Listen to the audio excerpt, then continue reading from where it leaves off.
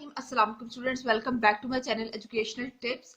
कैसे हैं आप सब? उम्मीद करती हूँ आप सब बच्चे बिल्कुल ठीक होंगे। तो बच्चों, आज मैं आपके साथ शेयर करने जा रही हूँ जो टॉपिक है that is the adaptive immune system. और ये हमारे पास है जी पेज नंबर 54 पर। आप सब बच्चे अपना पेज नंबर 54 ओपन कर लीजिए। पेज नंबर 54 पे आ जाइए तो यहाँ पर है जी topic the adaptive immune system. Unlike the innate immune system, the adaptive immune system remember which pathogen it is dealt within the past and is able to quickly destroy them again.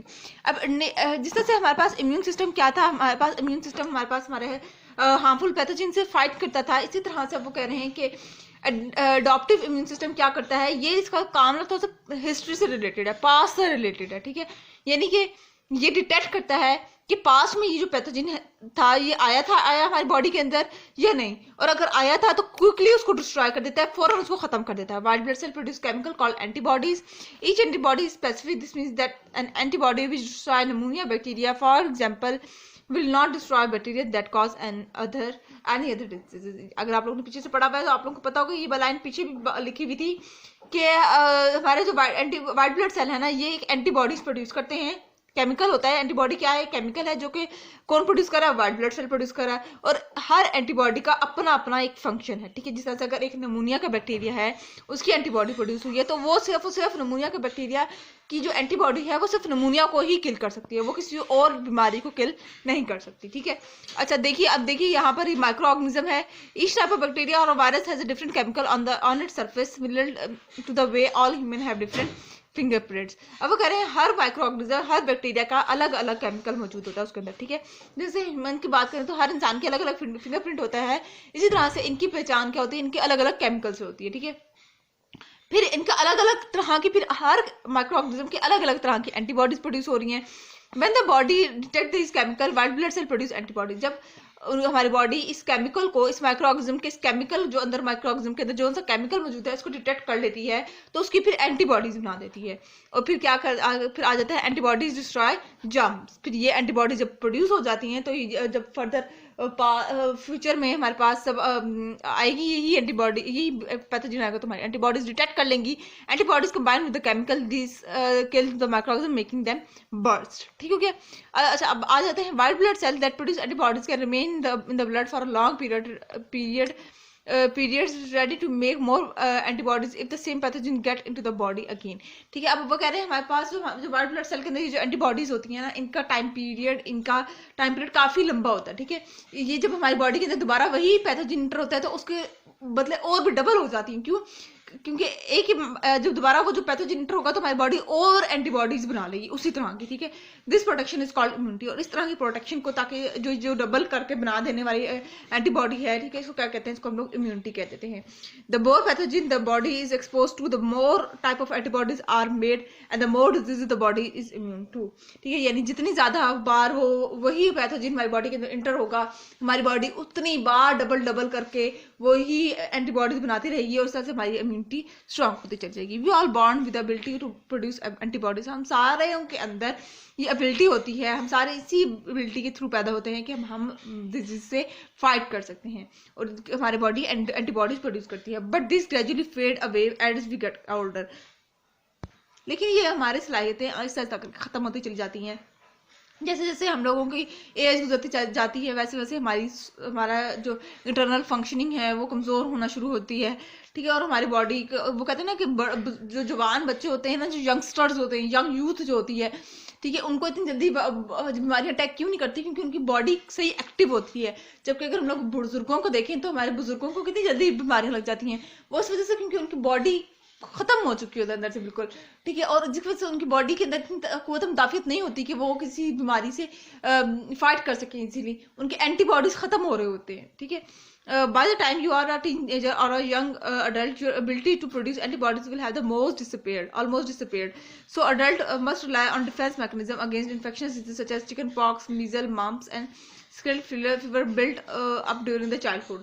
This help us to explain why children have gradually cope better against COVID-19 than adults। अब वो कह रहे हैं कि जैसे जैसे भी बात कह रहे हैं कि जब हम लोग बच्चे होते हैं, जब हम लोगों की बॉडी बिल्कुल यंग होती है, ठीक है, तो हम लोग क्या होता है कि हम लोग हर बीमारी से ही इजिली फाइट कर सकते हैं। अब देखिए, इसको एग्जाम्पल ऐसे करते हैं कि कोविड-19 की बात करें, ठीक है, एक जो बच्चा छोटा न्यू बॉर्न, एक बात में याद रखिएगा, बच्चा जो छोटा जो न्यू बॉर्न होता है और एक बुजुर्ग, इनके अंदर ना कुव्वत मुदाफ़त बहुत कम होती है, ठीक है, इनको डिजीजेस बहुत जल्दी लग जाती हैं, ठीक है। जबकि अगर हम लोग एक बच्चे को देखें, मेच्योर बच्चे को देखें, ठीक है, तो उसके अंदर क्या, उसके अंदर कुव्वत मुदाफ़त ज्यादा हो चुकी होती है, ठीक है, तो वो उसके अंदर कुव्वत मुदाफ़त ज्यादा होने की वजह से उसको इतनी खास बीमारियां कोई भी नहीं लगती, ठीक है।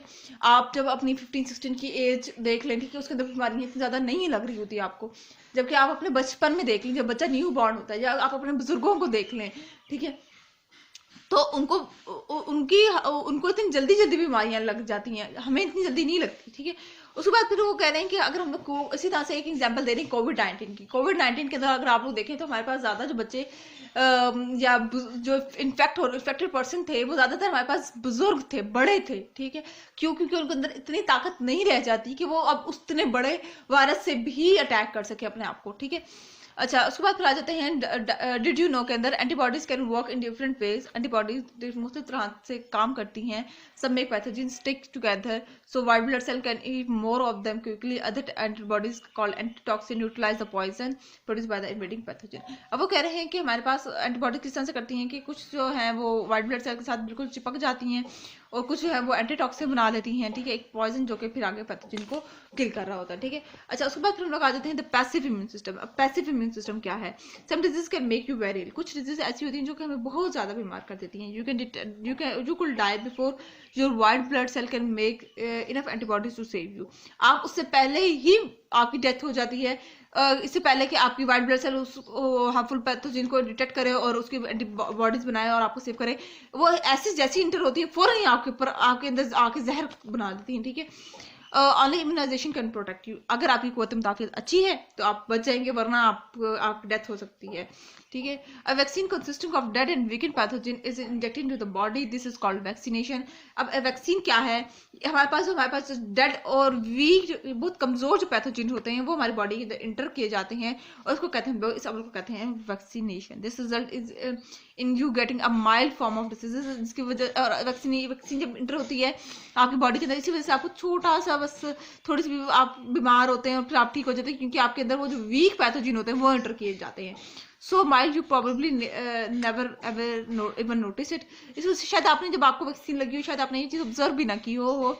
आप लोगों को शायद याद हो, जब कोविड-19 की वैक्सीन लग रही थी तो कुछ लोगों को बुखार होता था, जुकाम होता था, ठीक है, कुछ लोगों की निढाल से होती थी ना, एक दिन के लिए, वो 24 घंटे के लिए, वो क्यों? क्योंकि वो जो कोविड-19 की वैक्सीन थी, उसके अंदर क्या वीकेंड पैथोजन इंटर थे, ठीक है, हमारी बॉडी के अंदर वीकेंड पैथोजन इंटर किए गए थे। However the vaccine is enough to cause the white blood cell to make antibody against this disease. अब क्या होता है कि मकसद क्या होता है वैक्सीन के हमारी बॉडी के अंदर इंटर करने का, कि हमारी बॉडी के अंदर एक एंटीबॉडीज उसी टाइप के बनाए जाए, ठीक है। If in the future life pathogen of the same type should be get into your body, you will already be protected by them, ताकि अगर आपके फ्यूचर के अंदर आपके वही पैथोजन, आपके असली वाले आपकी बॉडी के अंदर इंटर हो जाएं, तो आपकी बॉडी के अंदर वो जो वैक्सीन लगाई हुई थी, जो वीकेंड पैथोजन थे, ठीक है, आपकी बॉडी ने उसकी एंटीबॉडी बनाई हुई हो और आराम से फाइट कर सके उसके against. Some disease can be prevented और cured by injecting blood serum from a person who has recovered from the disease. अब कुछ जो डिजीज हैं वो ऐसे भी प्रिवेंट की जाती है कि हम एक दूसरे का ब्लड ट्रांसफर कर दें। The serum which is mainly blood plasma will contain antibodies which will destroy the disease pathogen, ठीक है।